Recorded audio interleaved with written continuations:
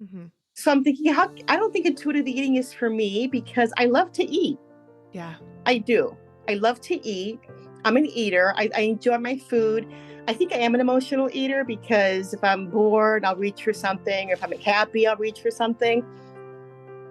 But I feel that I have to somehow not restrict, but count calories or do something because I really need to lose the weight. And I haven't lost any, to be honest with you. I haven't lost any weight recently because I'm just so unmotivated with my weight and my numbers, my blood work, and my appearance. And Yeah. so there you have it. What you just heard there is a question that I get a lot. And this is a question that was submitted to me by someone in my community who applied for a coaching over coffee session.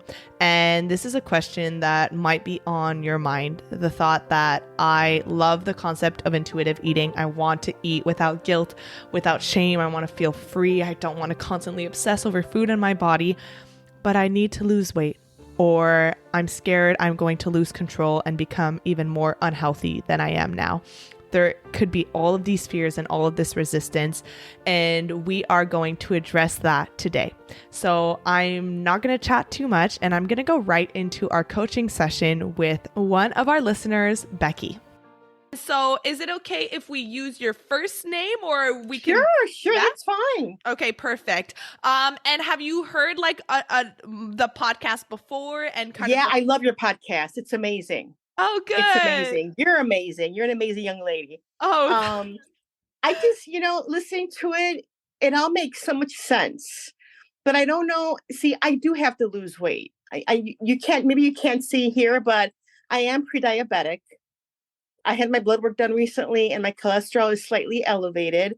And I do have to lose weight because I'm about 80 pounds overweight. hmm. So I'm thinking, how I don't think intuitive eating is for me because I love to eat. Yeah. I do. I love to eat. I'm an eater. I enjoy my food. I think I am an emotional eater because if I'm bored, I'll reach for something. Or if I'm happy, I'll reach for something. But I feel that I have to somehow not restrict, but count calories or do something because I really need to lose the weight. And I haven't lost any, to be honest with you. I haven't lost any weight recently because I'm just so unmotivated with my weight and my numbers, my blood work, and my appearance. And Yeah. so there you have it. I'm smiling because I'm really excited about this coaching session, because I'm sure that you are not, I'm sure, I know that you are not the only one who feels this way, especially Really? when it comes to having those concerns with pre-diabetes and high blood pressure and high cholesterol.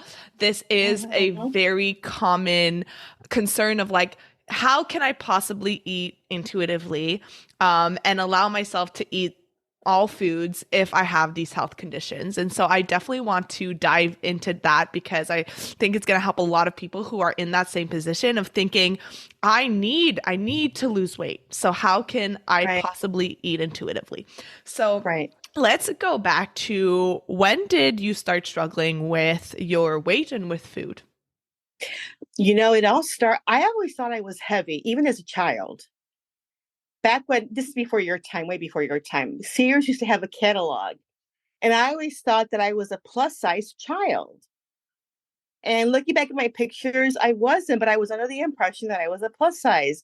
In my teen years, I thought I was heavy. But again, looking at my pictures, I was your average weight. But it started in my early 20s. I was going to be a bridesmaid and I wanted to look good in the dress. So I joined Jenny Craig and I lost about 30 pounds, but it came right back on. So, and then I kind of stabilized. But then in my early 30s, I had severe depression, took medication, my weight just ballooned up. And I went back to Jenny Craig and I tried Weight Watchers and LA Weight Loss, I think it is, and Noom, you name it, I've tried it, but I can't stick to it. Okay. I love food so much, but I would say my 30s. My 30s was when the weight really piled on. Okay. So in your 30s, and then you've tried Jenny Craig, Weight Watchers, Noom. And what do you think? So you mentioned the reason why it didn't quote unquote work long term is because you couldn't stick to them, right? Right. It wasn't sustainable for me. Wasn't sustainable. I Okay. was always hungry on those programs. Okay. Gotcha. And so we have now what I'm hearing is a history of restricting food. And over time, do you feel like your weight has stabilized and gone down, or do you feel like it's increased over time? I think it's increased over time because I did lose weight when I turned 50 6 years ago, 7 years ago. I turned 57 this year. So 2016, I was going to turn 50 and I actually lost, how much weight did I lose? 50 pounds. I lost 50 pounds. I was exercising. I was seeing a nutritionist and I was doing my fitness pal. Okay. And that's restricting. You have to count your calories. And I did lose 50 pounds. And I was so happy. I thought, this is it. I've got this. I'm going to lose the weight. But I stopped seeing her. I stopped using Fitness Pal. I was not exercising as much. And it came back on. So, yeah, sustaining is what's hard for me. Yeah. Okay. And I'm hearing so many different pieces here. So you mentioned that none of these things have been sustainable for you. And you've tried the calorie counting. And even though you were able to lose the weight, it came back. And Yeah, maybe it came back with a vengeance, with a few it extra did. pounds, right? It did. So if we're looking at this from a scientist point of view, right? Like we're gathering data. Um, what does the data that you've accumulated over time tell you about restriction and about calorie counting and about all those things that you've tried before? Oh, wow. It doesn't work. It just, I haven't found the formula for success. Hmm. And it's all you hear, when you see people like a doctor, oh, cut back on the calories, exercise more. That's what my primary care told me in my last visit because of my numbers. You Hmm. got to cut back, you got to exercise more, you got to move more. So it's almost like I know what I have to do. I'm just not doing it. And that frustrates me Hmm. very much. Hmm. And I beat myself up big time Right. because of my weight, because of my appearance. I don't like how I look. I Right. don't like my appearance. But I'm sorry, back to your question. I'm gearing off here. Sorry. Do not don't worry. Gearing Okay, off is, okay, is part of it, right? Because a lot okay. of the times when I'm coaching my clients, we think Mhm. that we have one problem. We think we know what our issues are, right? I know what I'm doing, I'm just not doing it. And the Right. reason why coaching is so valuable is because we don't know what we don't know. We have so Mm. many blind spots. That's why people go to therapy, because if we knew how to fix our issues on our own, no one would have issues, right? Right, So, right. can I assume that some of the recurring thoughts that happen in your mind are thoughts of feeling like a failure, beating yourself up, feeling like you Yes. don't have enough willpower to control yourself around Yes. food? Yes. I Hmm. mean, I love to eat. I just, if something tastes good, even if I'm full, I'll keep eating it because I'm enjoying it so much. Okay. And so when you say you love to eat, right? You love food. And let's say I Mhm. were to say, I'm going to take away those things that you love, right?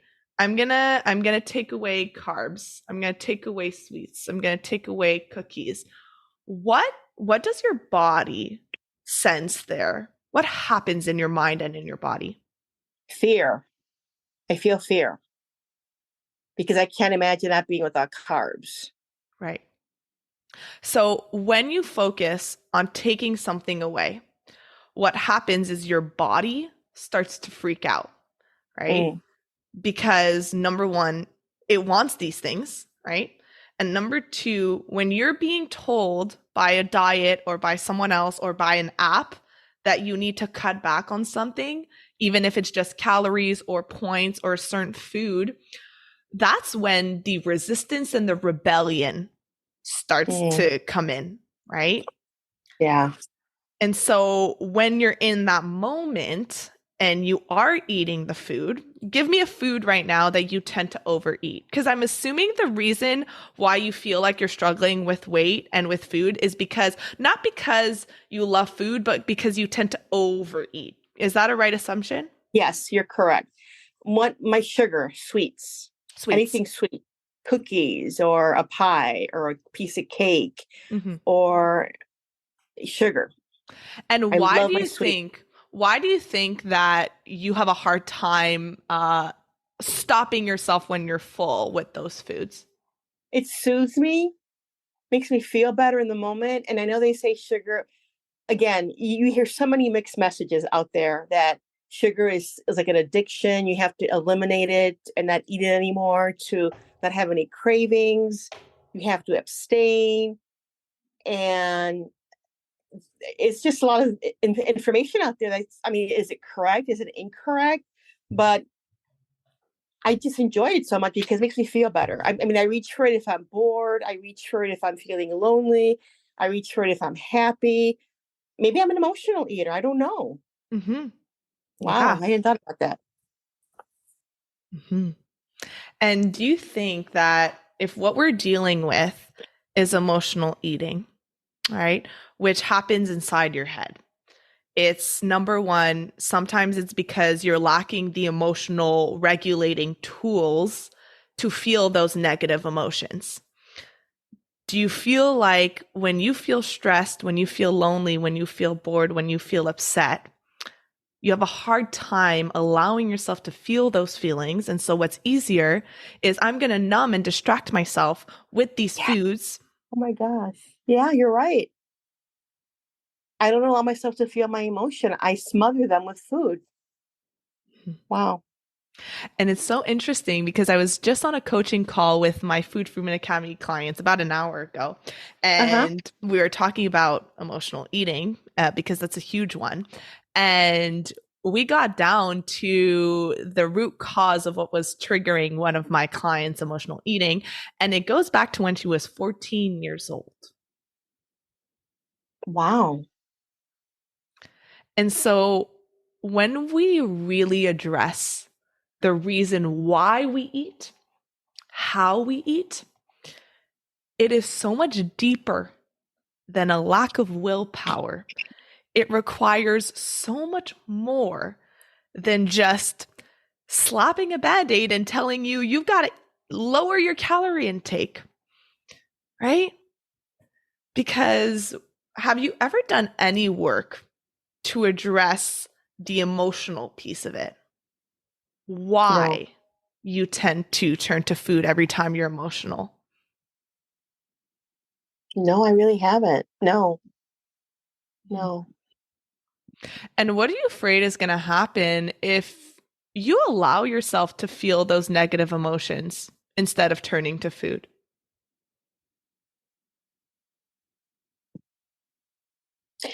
I'm scared that I'm going to fall back into depression again Mm. because And I had severe depression early 2000, mhm. 1999 to 2000, and yeah, I that's when I gained a lot of my weight because I was afraid of how I was feeling, so I ate a lot. And what's interesting is that food and depression can go hand in hand, right? Because we don't want to feel our emotions, so we turn to food. And then we turn to food so much that it triggers more of that guilt and that shame. We gain weight, we feel worse about ourselves. Our thoughts are more negative, and it it triggers one another, right? It's like Yeah, a vicious loop.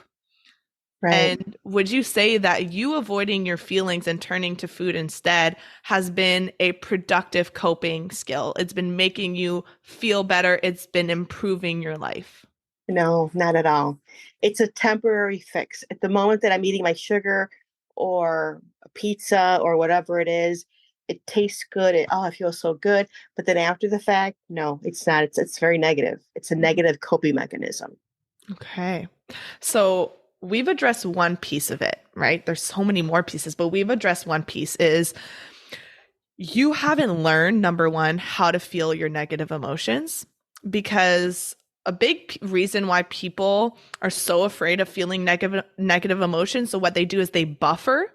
So they use things like either drinking or drugs or food or overworking or over exercising, all of these things that we do to distract ourselves instead of feeling what we're feeling. And I'm not coming like saying this from my soapbox. I do this. I do it with overworking. Um, but definitely we all do it. But a big reason why people do this is because we think that these negative emotions are going to kill us, right? How could I possibly allow myself to feel lonely? No, I can't do that. So I'm going to distract myself instead. And there's a reason why in my program, I have a full training called How to Feel Negative Emotions. Because if you don't learn how to sit with those negative emotions and then learning different coping skills that are going to help you emotionally regulate on your own, right? Instead of turning to food to distract, but working through those emotions so that instead of putting a band aid on it, you're riding the wave and you're coming out on the other side better, right? You're working through those emotions. Then not only are you getting to know what your issues are, why am I feeling negative emotions? You're working through them. So every day, you're not only turning less and less to food, but you're creating better skills for yourself to become more mentally strong to handle those emotions. Does that make sense so far? Perfect sense. Okay, It, awesome. So that is just one piece of it. So the emotional eating piece is you've never learned how to handle those negative emotions. So food has been your emotional clutch. And so, of course, if you go on a diet and if you think that the only way that you'll ever get healthy is by taking food away, but you haven't addressed the emotional piece, do you think that that's going to solve the problem? no, not at all. Make it worse. And that's what I really hope that people can understand is that intuitive eating, or especially what I do in my program, it's not just about telling you to eat whatever you want whenever you want. It's to uncover the reason why this is all happening in the first place. And that's a big misconception about Yeah, intuitive eating is that you're just starting from scratch and then you're just going forward with food freedom. No, no, no. We have to look back.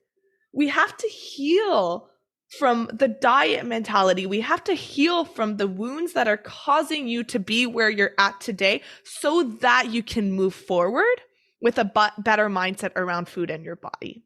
Make sense? uh, it does. See, I thought intuitive eating would be a negative thing because if you say eat what you want, listen to your body, I would eat a whole bag of cookies in Mhm. one sitting, or I would have two servings of pasta. Okay, I see what you're saying, and that makes perfect sense. Yeah. And why do you think that you would have a whole bag of cookies or two servings of pasta? Because I'm always holding back. I'm always restricting. I feel what's the word I'm looking for? Deprived? Thank you. I feel deprived. Yeah, I do. I Yeah. feel deprived because I restrict a lot. And imagine if the mindset that these foods are bad and these foods are going away was diminished and taken away, right? And so now you're eating the cookie, you're having the one and you're enjoying it, but you no longer have that internal food police that is telling you, you shouldn't be doing this, Becky, right? We're Yeah, not going to do this anymore. And tomorrow you're going to be better. But because you've already done something bad, just eat the whole bag, right? Just go right. all the way. But when that voice is no longer there, you're no longer doing something bad. You're no longer having the guilt. You're no longer feeling an urgent need to get rid of that food so that you can start again tomorrow. Oh wow, yeah, yeah. It's me. It's all me. Mhm. So going Wow. back to well, let's do a little check-in, a little midpoint check-in. This is what I like to do. Okay. So what have you noticed so far? What have you learned so far? What are some of the breakthroughs you've had? My breakthrough is that I need to address my emotion. I have to learn to feel it. Don't stuff it with food. Feel the emotion. Don't be afraid of it. Feel the loneliness. Feel the boredom. Feel the happiness. Feel the stress. And don't be afraid of it. Because I'll give you a quick example. Monday, I'm a hybrid schedule for work. And Monday I was so overwhelmed and so stressed. I didn't want to feel that. So I reached for ice cream. And I had two ice creams. Two. And it felt good and I felt better, but I didn't feel better. I felt terrible after the fact because I had two of them Yeah. and I felt bloated. And can I ask you, did the overwhelm and the stress go away after that? No, it didn't. It was still there. It was a Yeah. band-aid. Like you said, a band-aid over a huge wound. Yeah. And what we do in the program is not only learn how to feel those emotions, but let's say, and I can take you through a little bit of the process that I take my clients through. Let's Mm-hmm. say you are number one able to identify the overwhelm and the stress. And the awareness piece is the first step because most people don't even realize that they emotionally eat. And so they reach for food subconsciously. And then they only realize after, God, I didn't even mean to do that. Right. Right. And if you were to go back to that moment, do you think that there was a moment where you were able to pause and say, I am feeling overwhelmed and stressed? You are you saying would I have done that? Would I have Yeah. done that? Probably not, because my first instinct is just my first impulse without thinking about it is to reach for food. Yeah. Yeah. So, and that's another piece that we talk about in the program is how your brain forms habits. Okay? Because your brain is always forming a habit to solve a problem. Even Okay. if that habit is not a productive or helpful habit for your health, for your mental health, your brain just wants to solve a problem. And when you're feeling those negative emotions, what you have told your brain now is that this is an alarm system that I shouldn't be feeling this way. And so the problem that I need to solve is I need to not feel this way. And so it has linked eating to solving that problem. Right. And even though it just gets you that instant gratification, it's a temporary problem, it does solve that problem. And so because it picked up on the fact that when you eat, you feel better, even if it's just for a few minutes, it will repeat this pattern. Wow. Okay. Wow. That's amazing. That is And really, I had no, okay. your habits are automatic. You don't think about them. You No, you're don't right. you don't wake up in the morning and think, "Okay, am I going to brush my teeth? What am I do I make my coffee?" Like you kind of just go through and Just go you do it. chances are your mornings look pretty much the same on a typical basis. They do. Because your brain operates on the law of least effort. And so anything that it does well enough, it starts to make it automatic. And that's why a lot of people have such a hard time breaking a habit, is because it happens without them consciously making the decision. Wow. Okay. So going back to emotional eating, that first step is, what am I feeling right now? Right. And in order to do that, you need to bring awareness to the pattern that's happening. And a lot of people don't do that. I'm going to write this down. Hold on. Yeah. What am I feeling?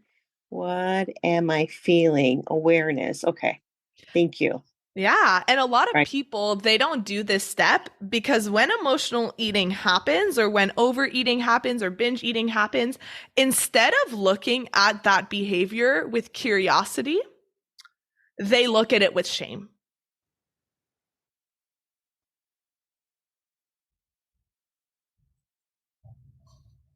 Like that. Not shame, curiosity. This is amazing. You're amazing, young lady. Wow, Sabrina. Wow, this is, I see my eyes are opening for the first time. It feels like it. So Wow. you've done that first step is, and again, like going back to that shame, Yeah. because people will then, that initial thought will always be, what's wrong with you? Mm-hmm. Why can't you fix this? There's so much guilt and regret and embarrassment. And that actually makes this pattern stick around for longer. Because with every binge, your brain, because you start beating yourself up, starts to feel like a failure.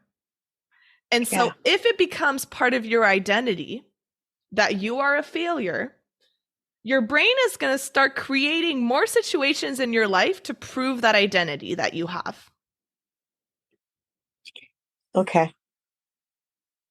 So going back to that first step, what am I feeling? Stressed, Right. overwhelmed. Right. Now, instead of automatically reaching for food, what if you were to ask yourself, what would I need to do to address this feeling? What would actually help this unmet need? Because if you're feeling stressed and you're feeling overwhelmed, does eating make that stress and overwhelm go away? No, it doesn't. The emotion, the feeling is still there. Yeah. So for you personally, and this is what we do together in the program is we help you create a toolbox of Okay. different things, different actions, different coping mechanisms that you can apply depending on the situations. So for me, I am a chronic to-do list or so I will write down the same list I'm showing you right now. Like it's blurred, but I will write down the same list over and over again when I'm feeling stressed and overwhelmed, because what my brain does when I'm stressed and overwhelmed is it will say things like, you don't have enough time, you have so many things to do and you won't be able to do them all, right? We start having Mhm. this sense of time scarcity and we start making it feel like we have more things than we actually have to do. And so when you actually get it down on paper and you look at the things that you have to do, you start to organize your thoughts a little bit better. And this is Okay. just one example of what I do for stress and overwhelm. Another one is I like to go for walks or I like to talk to someone, whatever that is. And so that second step is, what do I really need? What does my nervous system need in order to calm down? Because when you reach for food, what it is, it's a response by your nervous system saying something's up, right? It's like Mhm. stressing out. And so, because your body has learned that the response to your body stressing out is food, then that becomes automatic. A lot of light bulbs going out. Wow. Yeah. What you're absolutely 100% right. Mm-hmm. Yeah. I I'm thinking now ahead because mainly my eating is at work or when I'm working.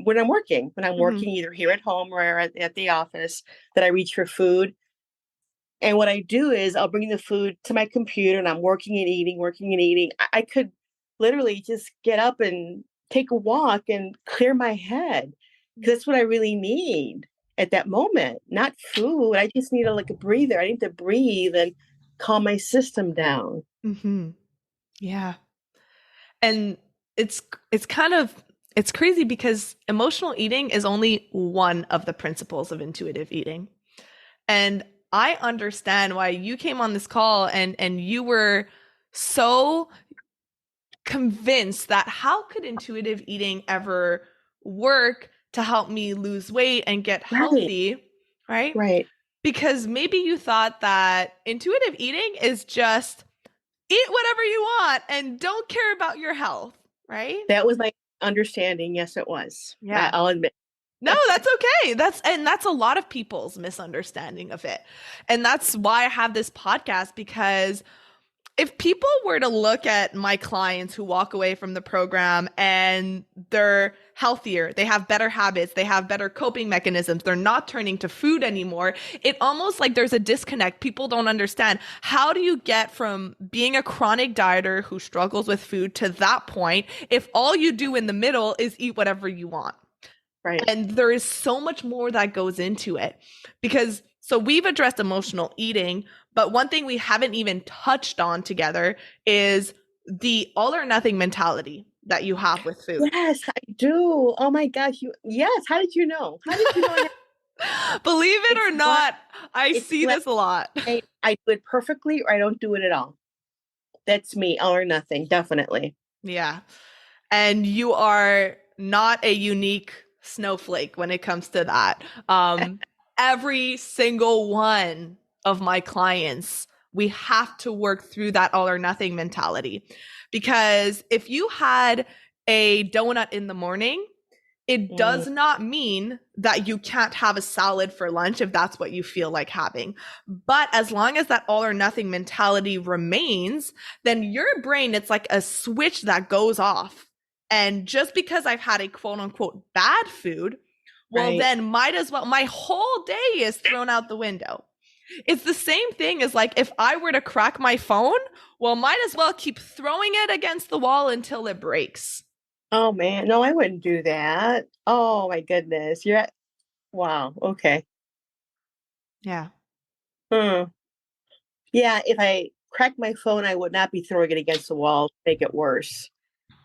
But yeah, that's what I do with my eating habit. I had a donut, might as well have another one. Might as well have more cookies. I'll start again tomorrow. Yeah. Oh Mm-hmm. wow. Okay.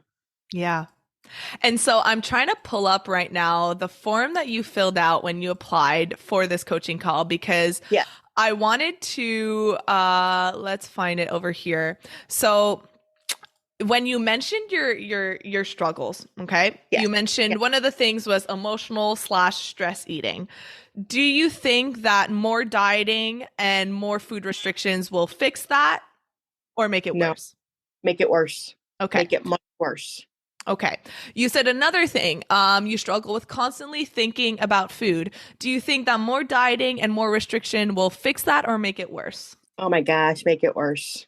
Okay. Definitely Shame and guilt around eating. Worse or better? worse. If I Mhm. restrict, it's good. Oh my goodness. It's like a vicious downward cycle. Mhm. Tracking, counting, measuring food, feeling out of control around food, yo-yo dieting. Make it worse or better with restriction? Worse. Okay. And then lastly, the thing that might be having the most impact on your health, on your weight, on your health markers, binging and overeating. Is that made worse or better with restriction? Worse. Because you feel so deprived, you eat more because you're Right. restricting. Yeah. So, intuitive eating, what it does is it helps you get to a point where there's no longer, number one, the shame and the guilt around your eating. So, if you don't feel like you've done something wrong when you've had that donut, if you don't feel like you've broken a rule because there's no longer rules around your eating, right? If you haven't broken a rule, that means that you could just go on with the rest of your day eating in a regular manner in a way that pays attention to how your body responds to different foods. And see, I don't listen to my body. I don't. Do you I even know know how? I don't know how to listen to them. No, I don't. So we've just addressed another thing. If you and that's one of the pillars in the academy is learning to reconnect to your body. Because if you are so disconnected from your body and this happens when you're calorie counting especially because when you're calorie counting what you're eating is not determined by what your body is asking for. What you're eating is determined by what the app is telling you. Right. Absolutely. And so if your goal is to eat, what was your calorie restriction last time you did it? 1,300 calories. Okay. So actually 1300 calories is the calorie requirement for a toddler. So yeah. Wow. So when you got to 1300 calories, were you able to stick to that number regularly? No, no. I always overate. I always binged afterward. I was Right. so So you're not listening to your body because you're not eating enough. And then because you're not meeting your needs, your body is responding in an absolutely normal way, which is asking you to give you, Food. right? Because if I were to ask you to hold your breath right now for 2 minutes, what do you think would happen when you start breathing again? Labored, desperate breathing. Yeah. Yeah. Yeah. It'd be desperate breathing. I'd be like gasping for air. Do you think that the same thing happens with food? Wow. Yes. It has to. You're right. I mean, it's how we're created, it's how we're made. Mhm. That is a great analogy. Wow. Okay. So not only are you not eating enough for your body's needs, but then let me assume that it goes a little something like this. You've hit 1300 calories, it's 8 p.m., but you're hungry. And so you cannot stop thinking about food, right? Like no matter what, you're trying to chew gum, you're trying to go for a walk, you're trying to watch TV, but like your body is literally yelling like, "Becky, I Feed me. need your attention right now." And so finally, you've tried everything and you're like, "I cannot, screw it." So you start eating, whether that's the ice cream, the cookie, and you're craving those sugary, high carb foods because most likely you haven't eaten enough carbs that day, right? And so your body knows that the quickest source of energy is carbs. That's the source of energy that your body is able to turn into fuel the most rapidly. So you crave those carbs. You haven't had enough. Okay. So you start eating the candy or the sugar or that thing that gives you like that instant dose of energy, of dopamine. Then we've got the emotional eating wrapped up into it as well. Right. And in your mind, you go, "Well, see, I'm already over my calorie limit. I've already started eating. I've already ruined my day. Like this day is, gonzo. So it doesn't matter. All bets are off, right? If I eat Mhm. 100 calories or I eat 200 or 300 or 2000 calories, it doesn't matter. I've already started all or nothing. I'll just take it all the way and be better tomorrow." Yes. Yes. Here. Present. Present. Present. Present. Yeah. Wow. Oh my goodness. Yeah. So imagine if not only did you learn how to listen to your body and eat according to your body's needs, right? You're no longer fighting against your body every day, right? And saying you're not deserving of eating because you're 80 pounds overweight. So I'm just going to restrict you even more. And then your body feels that every day and it's trying to get your attention. It keeps trying to send you signals like that friend that's trying to call you to give you some news and you're not answering that phone until it's freaking slamming on your door in the form of extreme hunger. And then what you do is instead of having compassion for your body that's getting its needs unmet, not only its physical needs but its emotional needs, instead of having that compassion, you beat yourself up and you think there's something wrong with you. You can't stick to a diet. You're a failure. Yeah. Yeah. Big time failure. Definitely. Yeah. And that right there is what diet culture is extremely good at doing.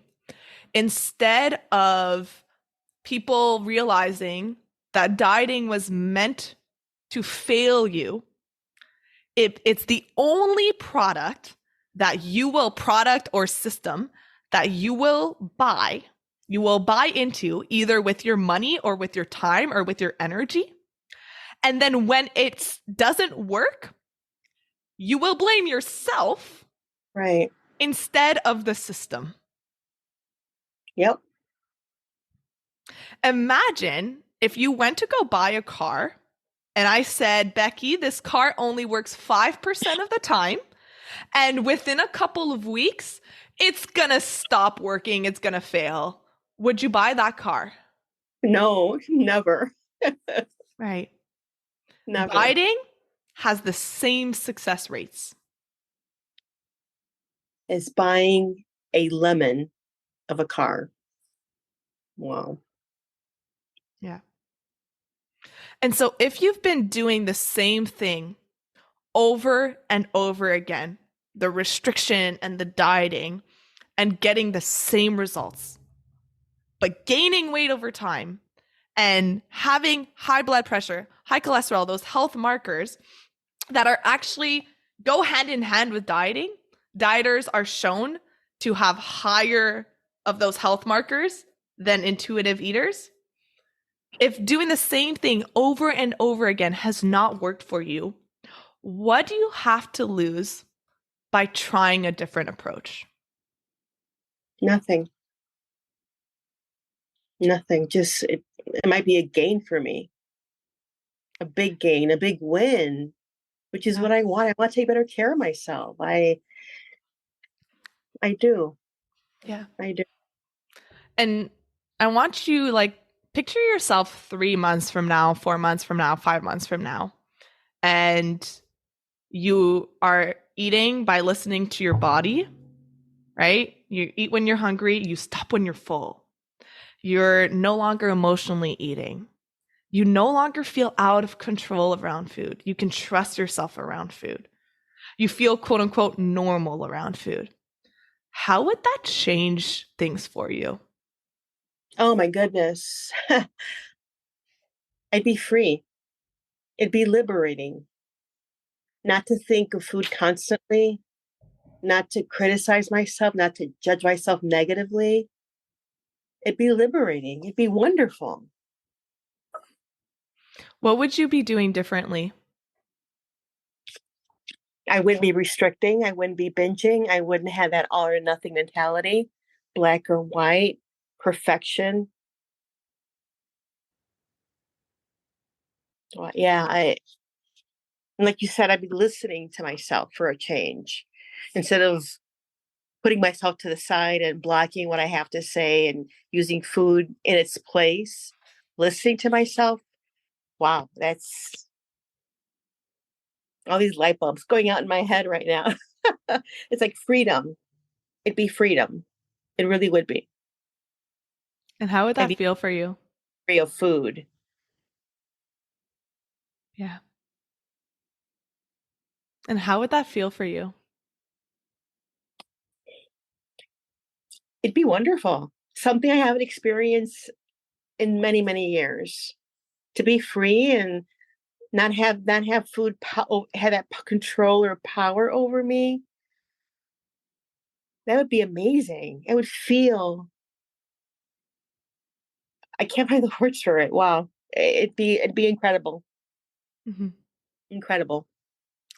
And my last question for you is what do you think is holding you back from actually taking that step of doing something that is so unfamiliar to you, is so different from what you've Right. ever done? What's holding you back? Am I worth it? And fear. Am I really worth it? And I'm scared. I guess is it scared of failure or scared of success? I don't know. I have to sit with that and really think about that. Hmm.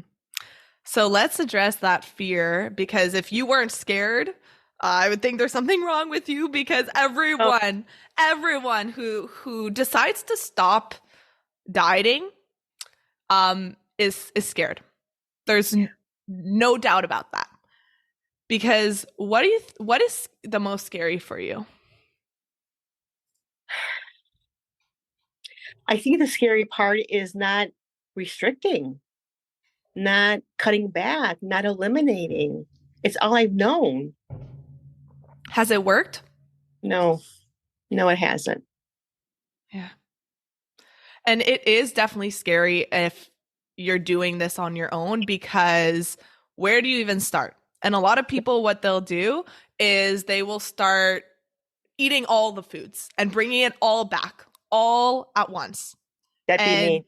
yeah, and that's a lot of a big reason why people are so scared of intuitive eating, because they'll say, I tried it and I just binged even more and I just gained even more weight. And that's why doing it in a structured and very organized manner, in a container where someone's going to take you through those steps so that you know how to do this progressively. Like when you learn how to swim, you don't just jump into the deep end without Mm-mm. any life jacket. You dip your toe in, you stand in the deep end, you start realizing that the water is not dangerous. You learn how to keep your head above water. And then your swimming instructor is slowly going to help you build trust with yourself in the water, because then you're going to start realizing, okay, I know how to keep my head above water. Now I know how to swim. Now I know how to be in the deep end. And then eventually you're no longer scared of going in the water because you can trust yourself that you're going to keep yourself safe. Right. Right? I can see how you could apply that towards intuitive eating. Mm-hmm. You dip your feet in, you have someone guiding you until you build that trust, listening to yourself and really connecting with your body. Mm-hmm. Yeah. Wow. Okay. Yeah. So as we wrap things up, Yes. do you have any last questions for me? I want to say thank you from the bottom of my heart for your valuable time. Thank you. You have no idea what you've done for me this past hour.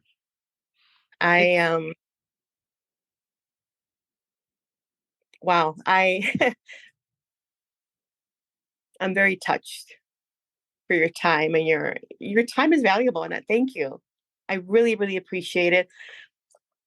I guess I hold the key to my success. Mm-hmm. And I have to find out more about your program and what it costs and see if I can work things out. Mm-hmm.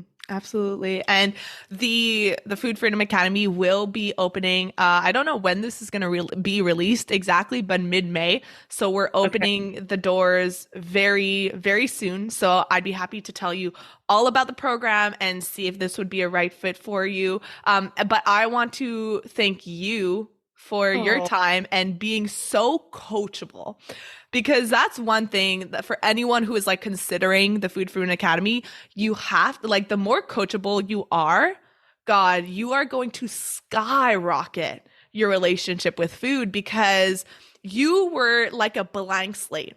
That's one thing that I ask you, is to like forget everything that you think that you know, because as long as you hold on to those old beliefs, they're the reason why you're still here today, right?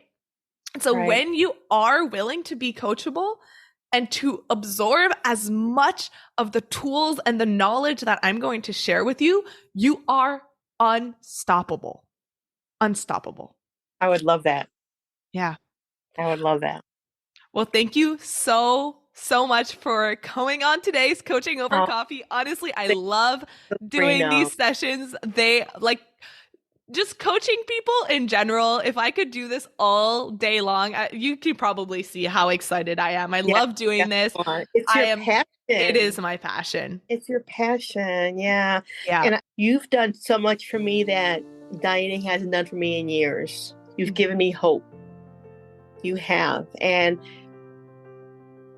thank you. I'm very, very grateful to you and indebted. Thank you so much for your time. No, it's my pleasure. It is my absolute pleasure. Thank you so much for being here. And thank you to all of you for being here. I hope you got a lot of value out of today's coaching session, and have an amazing rest of your day. Remember that you are so loved. You are so worthy. You are so valuable. And I'm grateful for you. Thank you so much for listening to today's episode. If you found it valuable, I would love if you would share it with someone you know that could benefit. If you're loving the show, don't forget to subscribe over on Apple Podcasts so you don't miss a single episode. I really love hearing feedback from you, so please leave a rating and review over on Apple to help us get in the ears of more people who need it the most. Finally, come hang out with me on Instagram at Sabrina Magna Health for more educational content and get up close and personal with me. Thank you so much for being here, and I'll see you on the next episode.